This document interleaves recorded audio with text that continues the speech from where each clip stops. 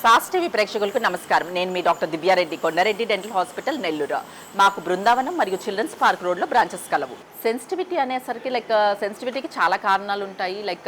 మనం hard brushing, ఎక్కువ hard brushing చేసిన, లేకపోతే లాంగ్ టైం బ్రషింగ్, చాలాసేపు ఎక్కువ మంది ఏదో అంటే తెల్లగా అయిపోతాయని చాలా లాంగ్ టైం బ్రషింగ్ చేస్తుంటారు. దానివల్ల అప్గ్రేడ్ అంటే ఎనామిల్ పొరైపోయి దానివల్ల సెన్సిటివిటీ స్టార్ట్ అయిపోతాం. లేకపోతే ఈ కూల్ డ్రింక్స్ తాగిన దానివల్ల కూడా అప్గ్రేడ్ అయిపోతుంటాయి. వీటి వల్ల సెన్సిటివిటీ స్టార్ట్ అయిన తర్వాత దాంట్లో కూడా ఇనీషియల్ స్టేజ్ అయితే కొంచెం సెన్సిటివిటీ కనిపిస్తే అబ్రేషన్ అయిపోయినా కూడా లైట్ క్యూర్ కాంపోజిట్ ఫిల్లింగ్స్ అనేవి వచ్చేస్తున్నాయి. ఎనామిల్లు తక్కువగా ఎకనామికల్గా మీకు సేవ్ అయిపోతుంది టూత్.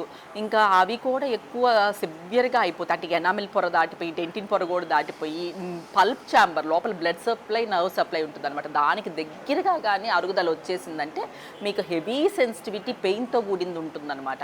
అట్లాంటి టైంలో ఇంకా రూట్ కెనాల్స్ అడ్వైజ్ చేసి రూట్ కెనాల్స్ చేసుకొని క్యాప్ వేయించుకోవాల్సి వస్తుంది.